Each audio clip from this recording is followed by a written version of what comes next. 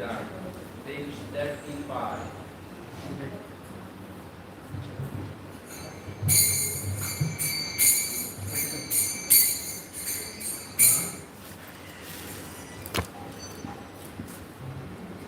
See the title Aruna Daya. Because some are different books, we will have a different page. You found it? Bhakti Vinod Thakur.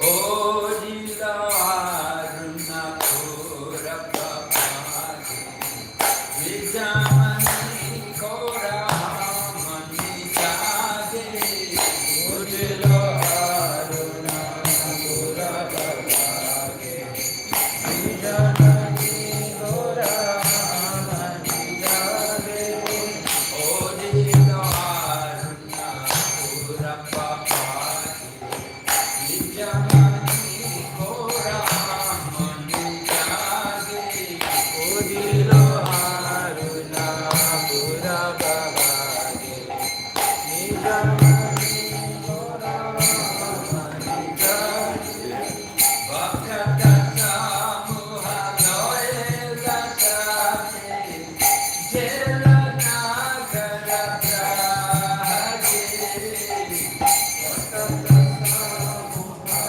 Loe Dasate Jela Nagara Praje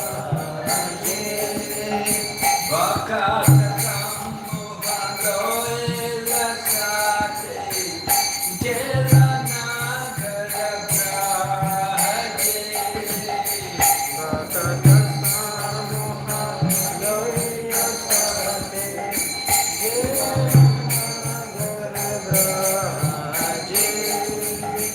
Katai katai kajandako Gana gana dari jajero Katai katai kajandako Gana gana dari jajero Preme jaga jaga sona ranga Charana pura bhaje Preme jaga sona ranga Charana pura bhaje Mukunda manapaya dabhari Bole na bolore manna bori Mukunda manapaya dabhari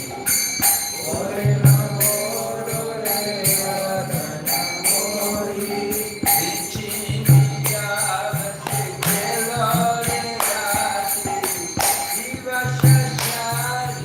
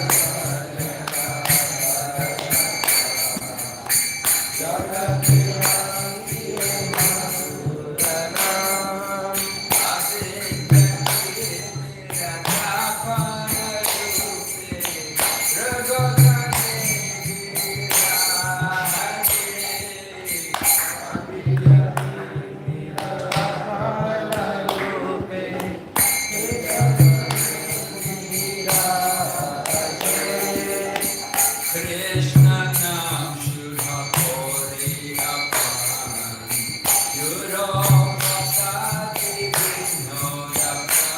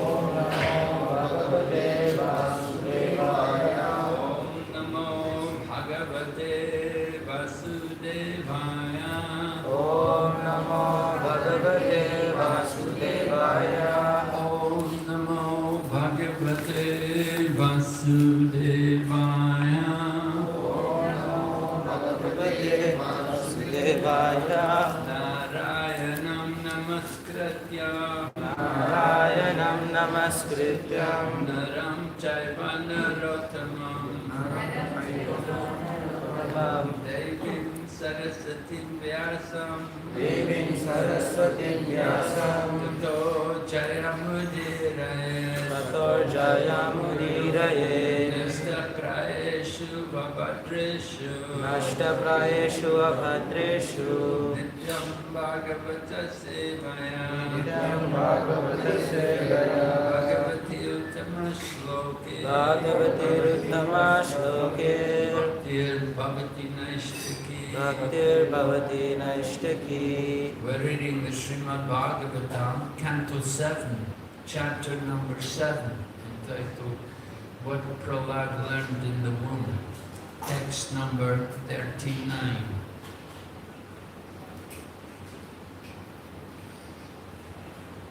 Raya Raya Kalatram Kalatram Pashava Pashava Sudadayo Sutadayo Griha Griha Mahi Mahi Kunjara Kunjara Kosha Kosha Bhutaya Bhutaya Sarverita Sarvirita Hama Hama Shana Shana Bangurayusha Bangurarisha Kurvanti Kurvanti Martyasya Atyasya Kiyat Kiyat Priyam Priyam Salah Salah Raya Kalatram Pashava Sutadayo Raya Kalatram Pashava Sutadayo Grihamahi Kunjara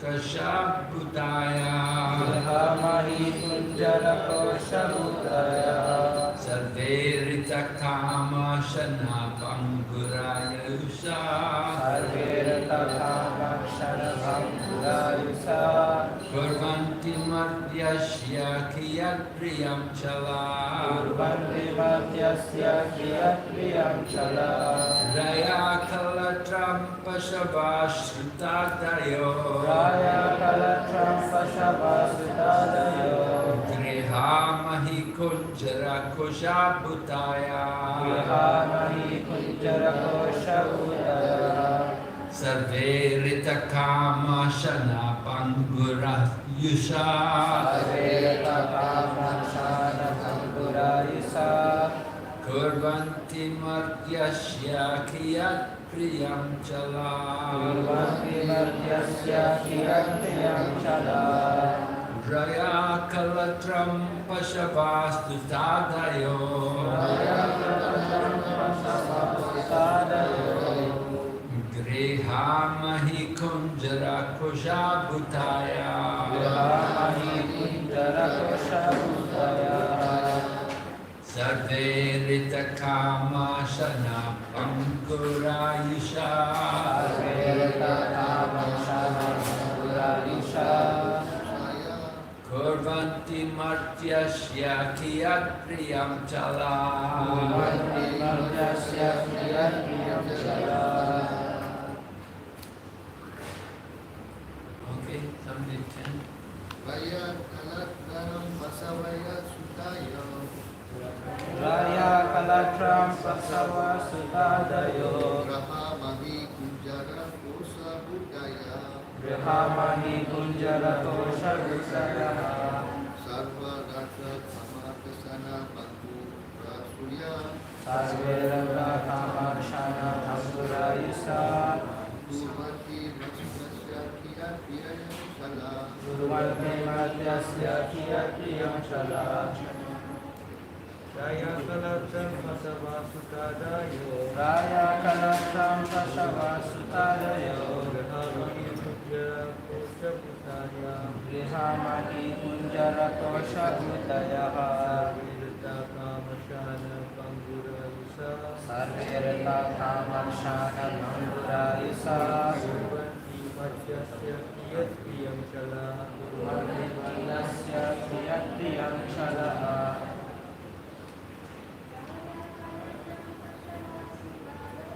Raya Kalatram Pashavasutadayo Grihamahi Kunjarato Shabudaya Sarvirita Kamakshana Pramandayusa Durvanti Manjasya Kiyat Priyajala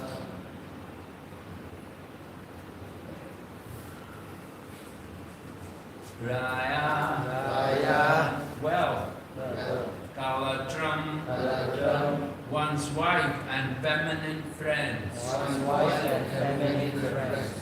Pashava, domestic animals like cows, horses, asses, cats, and dogs. Domestic animals like cows, horses, cats, and dogs.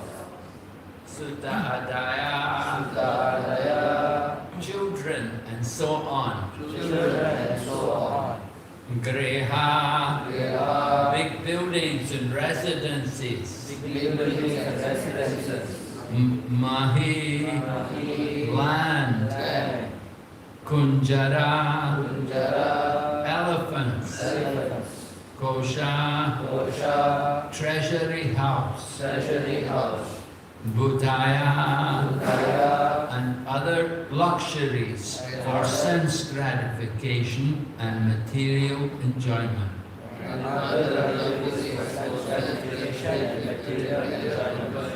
Sarve, all. Artha, economic development. Kama, and sense gratification. Shanapanguru,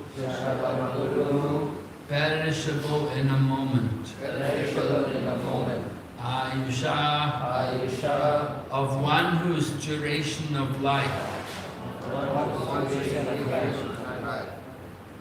Kurvanti, effect or bring.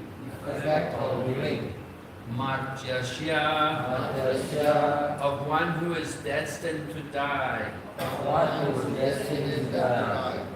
Kiyat, how much? Priyam, pleasure. Chala, flickering and temporary.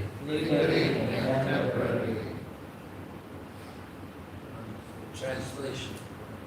One's riches, beautiful wife and feminine friends, one's sons and daughters, one's residence, one's domestic animals like cows, elephants, and horses, one's treasury, economic development and sense gratification, indeed, even the lifetime in which one can enjoy all these material opulences are certainly temporary and flickering. Since the opportunity of human life is temporary, what benefit can these material opulences give to a sensible man who has understood himself to be eternal? Purport by Srila Prabhupada. This verse describes how the advocates of economic development are frustrated by the laws of nature. As the previous verse said, Kim Vishayo Papa Danai. What is the actual benefit of so-called economic development? The history of the world has factually proved that attempts to increase economic development for bodily comfort through the advancement of material civilization has done nothing to remedy the inevitability of birth, death, old age, and disease. Everyone has knowledge of huge empires throughout the history of the world. The Roman Empire, the Mughal Empire, the British Empire, and so on. But all the societies engaged in such economic development, Sarve Ritakama, have been frustrated by the laws of nature through periodic wars, pestilence, famine, and so on. Thus, all their attempts have been flickering and temporary. In this verse, therefore, it is said, Kurvanti Martyasya Kiyat Priyam Chala. One may be very proud of possessing a vast empire, but such empires are impermanent. After 100 or 200 years, everything is finished. All such positions of economic development, although created with great endeavor and hardship, are vanquished very soon. Therefore, they have been described as chala. An intelligent man should conclude that material economic development is not at all pleasing. The entire world is described in Bhagavad Gita as dukkhalayama shashvatam, miserable and temporary. Economic development may be pleasing for some time, but it cannot endure. Thus, many big businessmen are now very morose because they are being harassed by various plundering governments. In conclusion, why should one waste his time for so-called economic development, which is neither permanent nor pleasing to the soul? On the other hand, our relationship with Krishna, the Supreme Personality of Godhead, is eternal. Nitya Siddha Krishna Prem. The pure souls are eternally in love with Krishna. And this permanent love, either as a servant, a friend, a parent, or a conjugal lover, is not at all difficult to revive. Especially in this age, the concession is that simply by chanting the Hare Krishna mantra, Hare Nam, Hare Nam, Hare Nam Eva Kevalam, one revives his original relationship.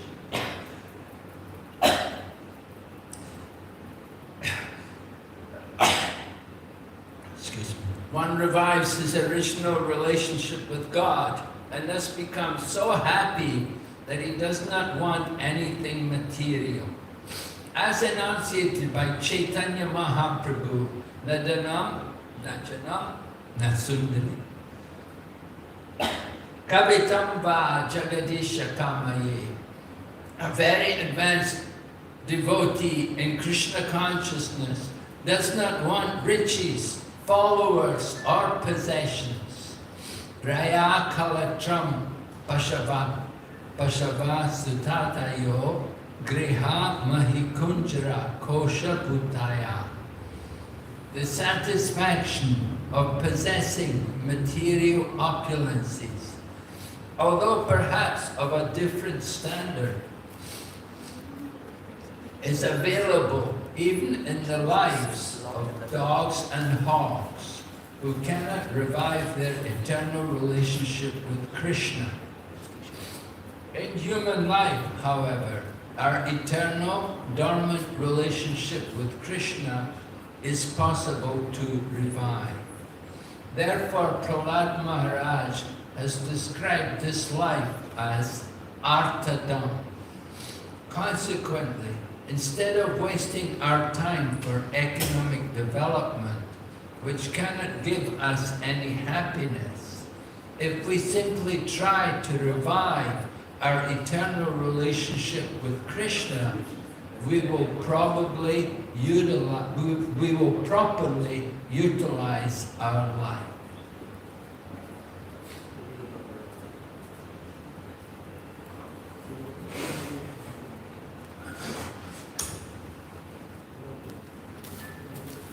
Om Jnana-timirandasya Gyananjana Shalakaya Chakshurmilitam Tasmai Shri Gurave Namaha. Panchakalpatarubhyascha kripa sindhuvaya patitanam pavanebhyo vaishnavebhyo namo namaha. Jai Shri Krishna Chaitanya Prabhu Nityananda Shri Advaita Gadadhara Shri Vasadi Gaur Bhakta Vrinda. Hare Krishna, Krishna Krishna, Hare Hare, Hare Rama, Rama Rama, Hare Hare.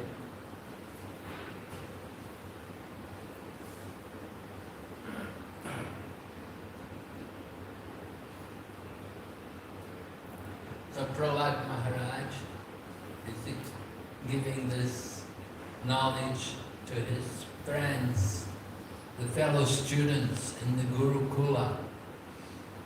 The children are all from demonic families,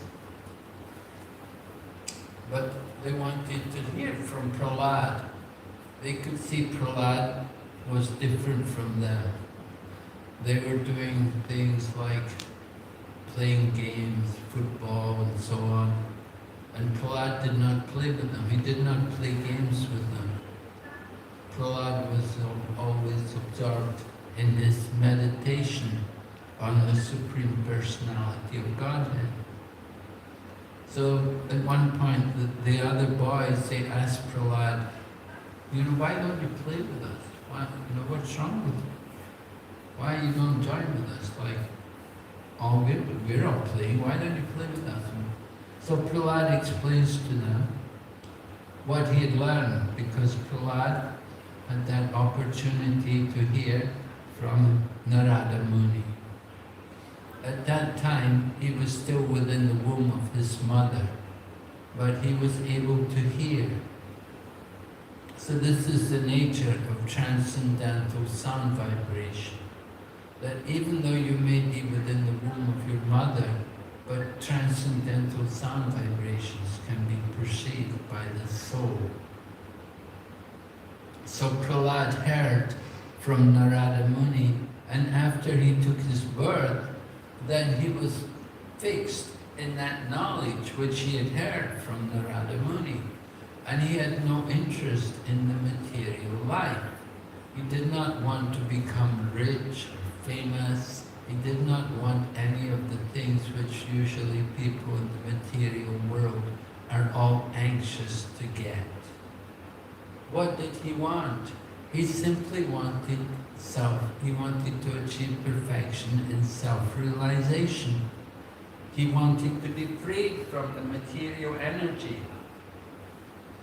So Prahlad is explaining here that the nature of the material world is that all the benefits you get from this material world are temporary. You simply want material opulences, but they're finished very quickly. You get a nice new car, how long will it be new for? It won't take long. Somebody scratches it, you have an accident or something, or it gets stolen. So many things happen. You can't keep them with you forever. And even if you do keep it for some time, it will get old. And the new model comes out. And you think, oh, I got the old model, I should get the new model. Like that, it's the nature of the material world. That the happiness from the material world is very temporary and flickery. Just like we sing that song, the famous song, Bhaja Harimana. You remember that song? It says, Edana Yovana Putra Parijana Itiki Achipara Titere Kamala Dalachala Jivana Talamala Bhajahu Haripada Nitere. He's saying, in this song he's saying so nicely, he's saying that the wealth and your youth and your assets which you value in the material world, for example, you may have a nice son, or you have some good home and born in an aristocratic family and like that. He said, these things are all very temporary because this life is temporary. And it's described that it's like a drop of water on the lotus leaf. So the lotus leaf is different from most leaves because the lotus leaf is waterproof. The water doesn't get absorbed in the lotus leaf, but it rolls off the leaf into the water. So in the same way, the assets, all the opulences which you may have in the material world are like that. They're very temporary. They won't stay with you for any long time. But we're not temporary. We're all eternal. But our eternal nature is spiritual. We're meant to come to the spiritual platform. We're meant to understand ourselves on the spiritual platform. But material life is conditioning us to think only of the body. And when we think of the body means the senses. And our whole center of life is to satisfy the senses, which means we're never satisfied, because it's the nature of material desire that it simply burns like fire and it never ends. Right? And Bhagavad Gita describes the nature of lust, that it's the all-devouring sinful enemy, and it burns like fire and is never satisfied. So when we try to find happiness from the material world, we will always be disappointed and frustrated. It will never give us the real happiness which we were expecting. So we have to be very careful about this. We have to understand these things, and at the same time we have to live in the material world, because we have the material body. So while we have to utilize these things like motor cars and money and so on, but we have to remember they're all temporary, and we should not get overly attached to them. We have to understand their nature. Just like you may have the beautiful wife or the beautiful girlfriend, but in course of time she's also going to get old, she's going to lose her beauty. And we have to understand this is the law of nature. The material opulences are all temporary. So the pleasures of the material world, they're like that. They have a beginning and an end. They end very quickly. We want to experience eternal happiness. And to get eternal happiness, we have to discover our own self as a spiritual being. We have to come to the spiritual platform. So Prabhupada gives the examples about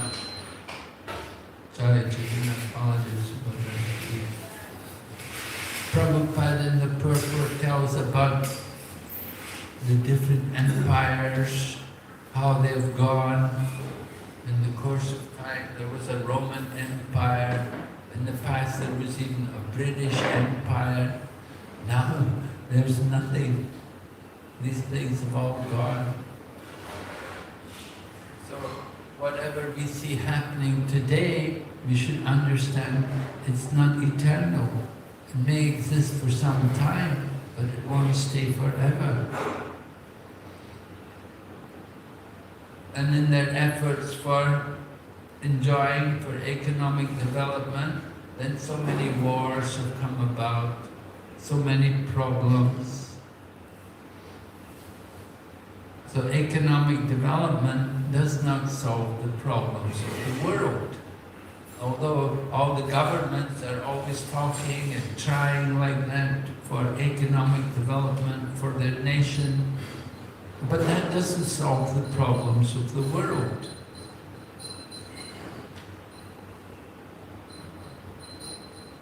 economic development just simply means sense gratification. And the nature of sense gratification is very temporary. The same song, Lochanda Thakur, he says that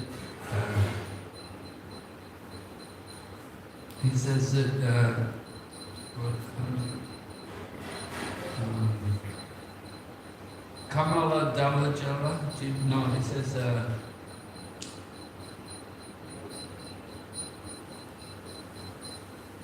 he has to tolerate different weather conditions. You have to work in scorching heat, sometimes freezing cold, sometimes torrents of rain.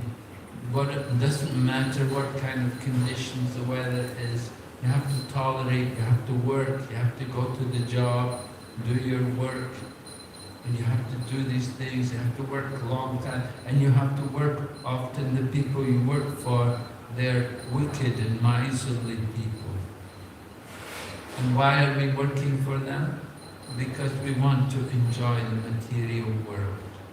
We're looking for the happiness of the material world. But that happiness of the material world is very temporary. It gives pleasure for a very short time. Chapala sukha laba lagare. Dipali sevinu kripanan. No.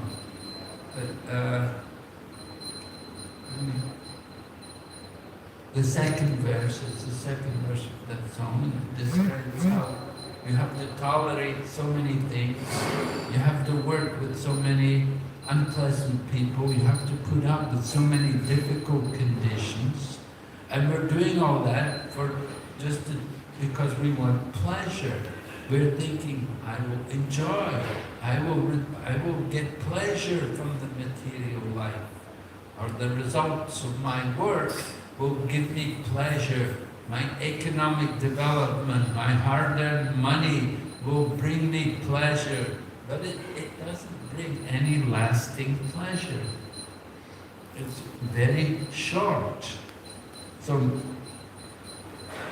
Chaitanya Mahaprabhu in his Shikshastikam, he warns us against the endeavor for sense gratification. And he talks about just simply endeavor for devotional service. Don't worry about wealth or followers or fame or any of these things, having a big position in the material world. These things are not very important. Nadanam, najanam, nasundarim.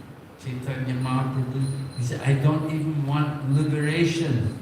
Liberation is also not very important for a devotee. Because if one is engaged in devotional service, we're already liberated. We're already on the liberated platform. If we're engaged in Krishna consciousness, that is the liberated platform. So we don't worry about liberation. That is for the Mayavadis. They're trying for liberation. We just simply want devotional service. And Mahaprabhu says, birth after birth, let us have that pleasure of engaging in devotional service. Because that will give us real happiness, real pleasure. That the opulences of the material world, what is the opulence? Eating, sleeping, mating, defending. These things are available even for the animals, like the hog and the dog. Filling their belly and eating blood and sleeping and mating and doing all these things. So this pleasure is there even for the animals. But human life is meant for some higher pleasure. And that higher pleasure comes about when we engage in devotional activities. And this was realized by Dhruva Maharaj. Dhruva Maharaj, initially, he wanted, of course, to get the kingdom. He had a big desire, very ambitious young man, only 5 years old, but he wanted to get a kingdom greater than his great-grandfather. His father was Uttanapada. Uttanapada was one of the sons of Swayambhuva Manu. And Swayambhuva Manu is coming from Lord Brahma. So Lord Brahma was the grandfather. And here's Prahlad, he wants a kingdom greater than him. So Prahlad, he had so much ambition because he was coming in the Kshatriya family. So Kshatriya is that mode of passion. So Prahlad had a lot of passion and he went to the forest. And of course Narada Muni met him and tried to discourage him. But Dhruva was very determined. No, I have to go. So then Narada Muni gave him the mantra to chant and he gave him some instructions about what to do. And Dhruva Maharaj, in 6 months, he achieved perfection. By doing great austerities, he was able to get the Lord to come. The Supreme Personality of Godhead appeared before him. And Dhruva Maharaj, when he saw the Supreme Lord, then he understood that he'd been wasting his time. He'd been endeavoring to get something. He was thinking to get the kingdom was very important. That if I get a big kingdom, I will be successful. That will be my life will be meaningful.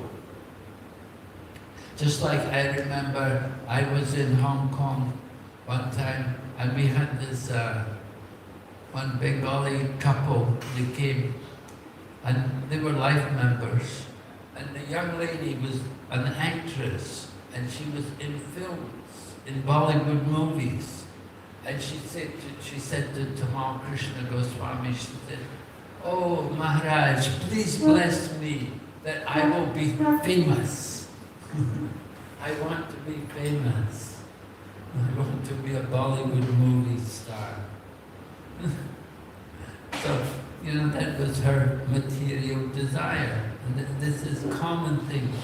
Other people, they want wealth, they want somebody else wants to be successful, to be the champion.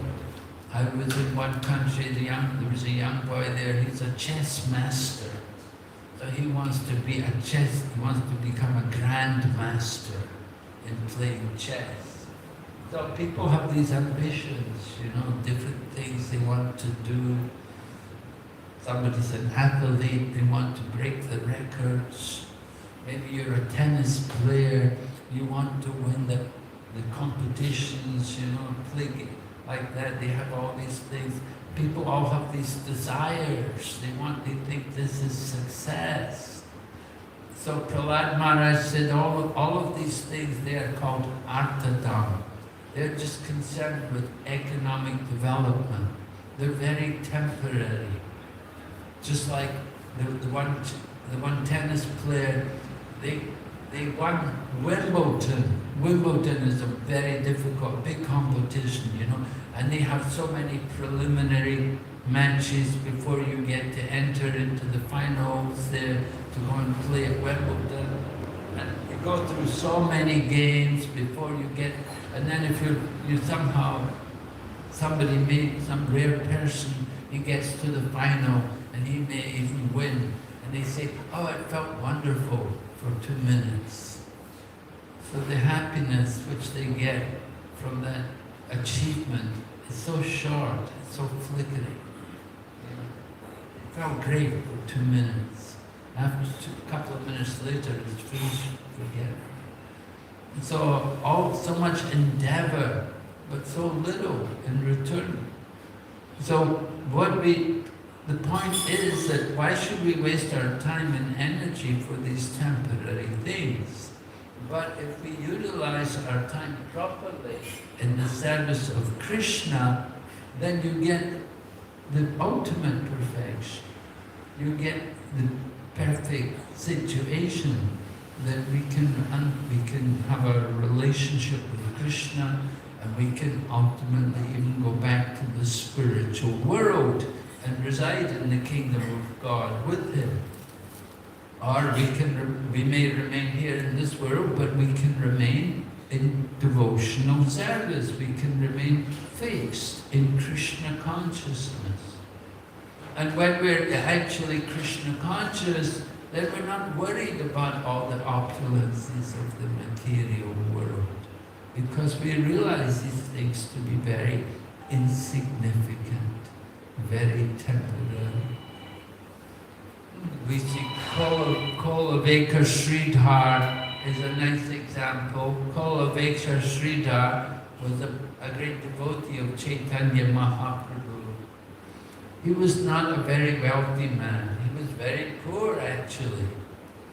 He had a little piece of land with some banana trees on it. And whatever income he had, it was from the sale of the banana fruits. Of course, you have banana trees, so you get banana leaves, and you sometimes get a flower from the banana tree. And you can also, the stem, the stalk of the banana trees, also edible, you can cook it. So he had a few banana trees, and like that he would sell these things, and this way he would maintain his life. And whatever income he got, he would always spend 50% to worship Mother Ganga. So it happened that Chaitanya Mahaprabhu was revealing his identity as the Supreme Lord. And he sat on the Vishnu altar in the home of Srivas. And he told the devotees, bring this devotee, bring that devotee. And he told them the names of so many different devotees. And they would bring them, and Mahaprabhu would give them blessings and talk about their glories and describe them. So then he told, bring Sridhar. And the devotees were shocked. Who? Who's that? They didn't even know who Sridhar was. And then Lord Chaitanya had to tell them where he lived, how there was this little shack somewhere over in the corner away from everyone else, some remote area, and he had a little piece of land in a broken house, and he's living there. So he sent the devotees to go and bring Sridhar, and when Sridhar came, Lord Chaitanya knew that Sridhar is very poor. His cloth was all ragged, and his home was all broken, holes in the roof, and he only had an old iron pot to drink water from. So Lord Chaitanya said to Sridhar, Sridhar, ask a benediction, what can I give you? But Kolaveka Sridhar said, oh, I don't need anything, I'm happy, just bless me. That whatever income I can go on and do as I'm doing. Let me spend my 50% of my income for the worship of Mother Ganga. This is my pleasure. This is my happiness. And Lord Chaitanya said, but Sridhar, you're so poor. Let me give you some wealth or some. But Kolaveka Sridhar said, well, the king lives in his palace, and the bird, he's living in a nest in the tree. He said, everyone is living and enjoying and suffering according to the past. He said, why should I change anything? Then let me go on and do my devotional activities. So that is the thinking of Kolaveka Sridhar. They didn't care about his own self.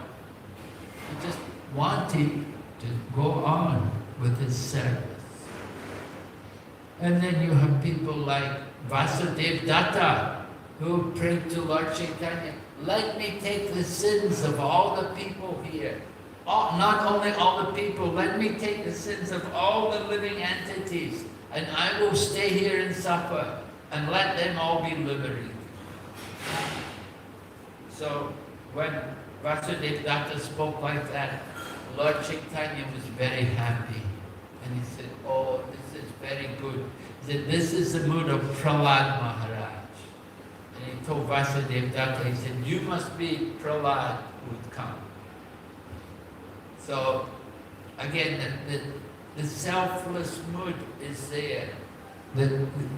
Not thinking about ourselves, but just thinking about others, trying to do good for others.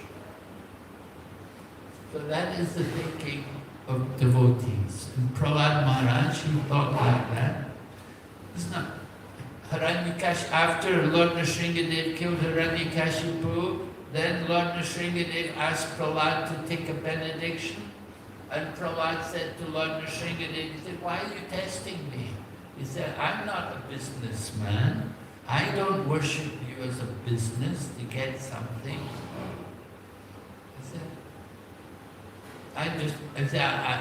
if you want to give me something, then at least don't let my father go to hell. Because I know my father was trying to kill you.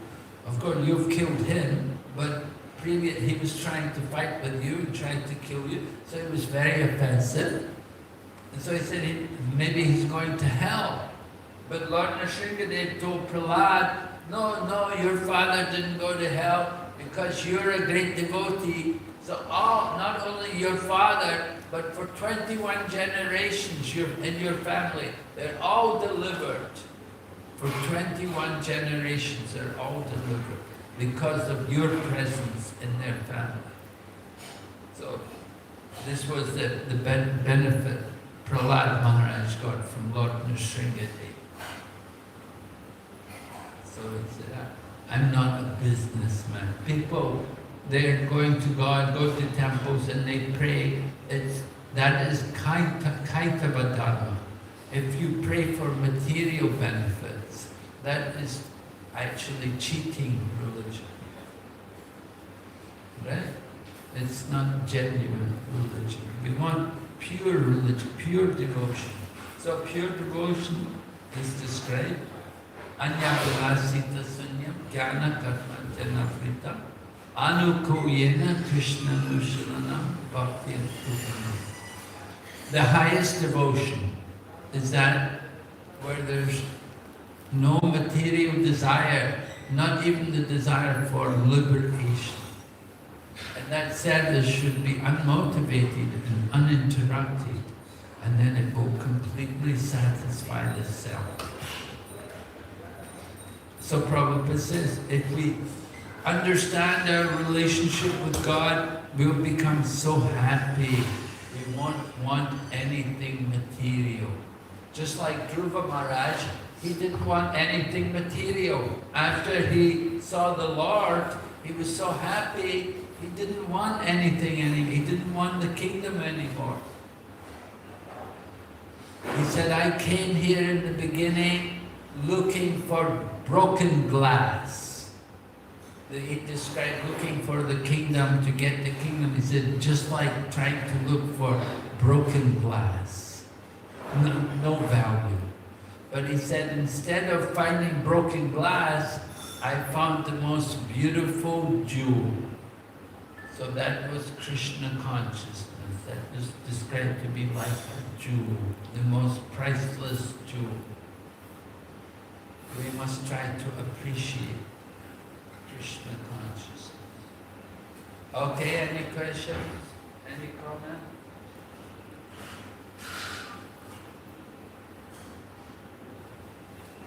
Yes, Prabhu. Dhruva Maharaj. So Dhruva Maharaj, you can understand that he went to the forest, and before that he met Narada. His motivation was, you could say, in the mode of passion, because he wanted the kingdom.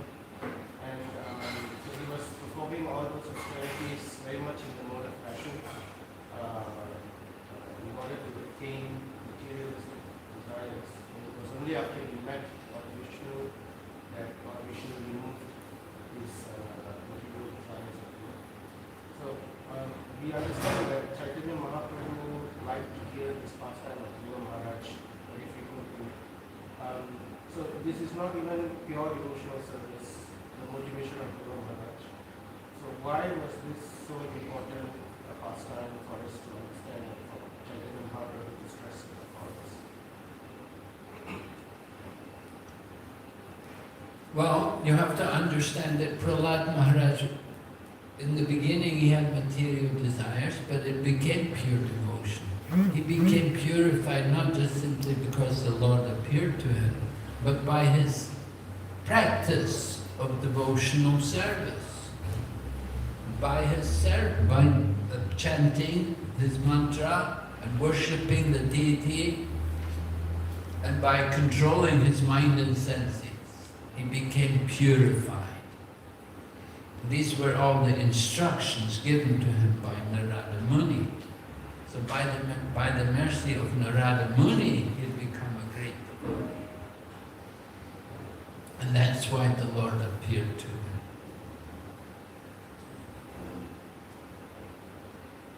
So why did Chaitanya Mahaprabhu like to hear this pastime so much? It's so inspiring to hear about a little boy going off into the forest and so determined, so many tolerating, so much inconvenience, but so determined, and how he gets his desire, he gets his wish. He gets the kingdom. They didn't want it, but the Lord said, no, you have to take it now. So that's a warning also, that we should be careful what desires we keep in our mind. Because these desires, the Lord knows about it. He will fulfill them at one point. At one point we have these material desires. If we have to fulfill these material desires, it will keep us in the material world longer. When we want to go back to Godhead, we really want to go back to the spiritual world and be with Krishna. But Krishna said, well, you have these desires, you have to first satisfy these desires, and then you can come back to God. So it can keep you, it can delay you going back to Godhead. So Lord Chaitanya was hearing these pastimes. Of course, he would have many reasons, many other understandings he would be taking from the pastime. But we like very much to hear. And of course, then Dhruva Maharaj's prayers to the Lord. That the Lord appeared to him, his prayers. The whole pastime is very nice. Yes? If I may ask, when Prabhupada wanted to spread ISKCON worldwide, there was a sense of mission, a sense of a goal, and from the little that I read. Stop the what? From the little that I read, this the 1 second. Just Thank you, Maharaj. If I may ask, Maharaj, when Prabhupada wanted to spread Krishna consciousness across the world, there was that great sense of mission. And of course, with that sense of mission, if I understand correctly, there's also a sense of passion to spread Krishna consciousness and to plant seeds and so on. And of course the results are there for everyone to see. It's quite satisfying to see that so much of Krishna consciousness has spread. But at the same time, there are, this kind of passion. Is it a sense of passion, or is this kind of passion that unrests within until the goal is achieved, until something's materialized? Is that something? How do we balance this with things not happening? Like sometimes we want to reach out to other people, but the other communities, but that community doesn't seem to flourish, doesn't seem to happen. So how do we balance that sense of passion and desire for results against a sense of not wanting any material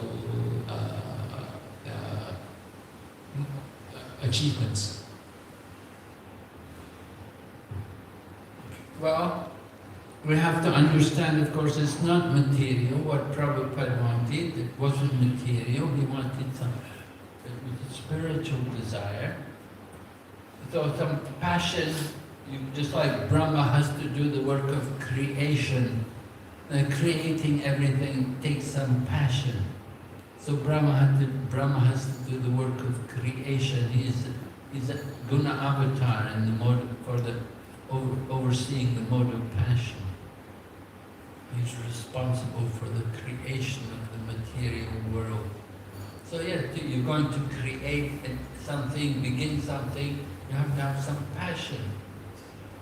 But that passion can be dovetailed in the service of Krishna. So when the desire is dovetailed in the service of Krishna, then it becomes transcendental. Then it's no longer the mode of passion, but it's transcendental. It's service to Krishna.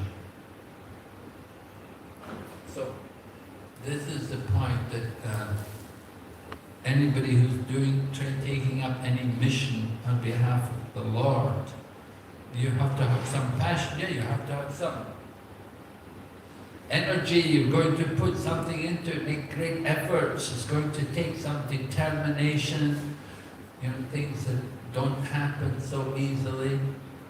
So that determination has to be there along with passion. In the Nectar of Instruction, Rupa Goswami lists 6 qualities which are favorable for devotional service. Utsahan, Nischayat, Dharyat, Tatat, Karma, Pravartana. Like that, he says enthusiasm, patience, and determination or confidence that is required also. These things will make your devotional service progress. And Prabhupada said every endeavor you require these things, You have to have that enthusiasm in the beginning to start something. If you don't have enthusiasm, then you won't get very far. But that enthusiasm has to be there. I really want to do it. And at the same time, patience is also required. It doesn't happen overnight. It's going to take time. Just like Prabhupada went there, it took time. It didn't all happen immediately. It took time. And then confidence, that conviction that it can happen, it's possible, it can take place. So Prabhupada had that. So the same way you want to do something, you want to achieve something for the service of Krishna. If you cultivate these kind of qualities, then they're not material. These are because you're using them in the service of Krishna. So actually you become empowered just by thinking, just by trying to have these qualities. You can be blessed with them more and more. Because if you're thinking about doing something for Krishna, meaning for others, you're not just thinking about yourself. But material world, you have a business or you build a house or something, you're thinking about yourself more. This is a different thing. But when you try to do it for Krishna, that is transcendental. And you get transcendental reciprocation from Krishna. That Krishna helps. Krishna empowers the devotee to do wonderful things. If I may ask further, the qualities to do something for transcendental, of course it also comes with a desire for results, to see that desire materialize, just as to see centers around the world materialize, is that great satisfaction. So on one hand there's this quality, the need to have qualities, and on the other hand, there's also the desire for results. So one can have all the qualities, but when results are far from sight, it can be quite discouraging. So, is the desire for results, how do we deal with that desire for results, or results are not coming and so on? Well, we have to view that Krishna doesn't want it to happen. We accept everything as the arrangement of Krishna. So if the results are not coming immediately, we can understand that Krishna hasn't sanctioned yet. But at the same time, we can remain and continue to endeavor and be patient. As I said, patience has to be there. We don't know how much patience you should have, but at the same time, the enthusiasm, keep going. And of course, other things that you have to continue hearing and chanting. That's also required. That you don't give up the devotional practice. You continue with the hearing and chanting. You continue with the worship. You continue with the practice of all the principles of Bhakti Yoga. That's because that's the real purpose of what we're doing. To practice Bhakti Yoga, to engage in the service of Krishna, to continue to hear, to chant, to worship Krishna. And the results may come, they may not come. And my lifetime may not come, maybe in the next, in the future life it will come. But we don't give up the practice of devotional service. We continue with the devotional practice that goes on. Thank you very much.